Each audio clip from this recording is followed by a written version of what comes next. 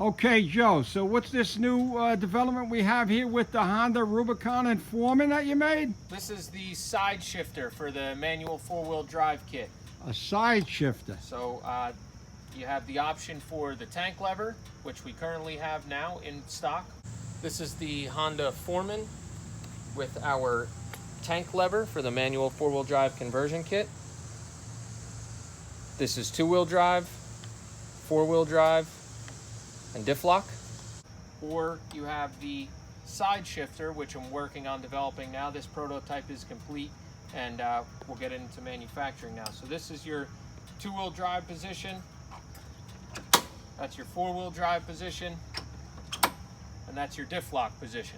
This Honda manual actuator is going to come available in two different types of kits. This lever here is the high-low for the Rubicon. The Foremans don't have that, so that'll just be covered up, and that lever won't be there on the other bikes.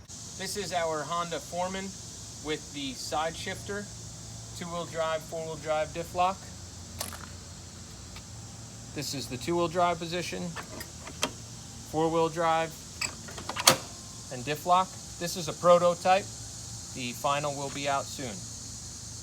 You can always upgrade and buy the side shifter alone, because that still works with the same actuator. So it will just be an upgrade that you add on. Tank lever kit is less expensive than a side shifter kit. Yes. So if you're adding on, it's not going to be that much more money. It may run a little more, but not that much. You could always get the tank lever kit and then later on get the side shifter, and you don't have to get another actuator. It just uses the same actuator. All right, that looks good. Looks like it came from the factory that way.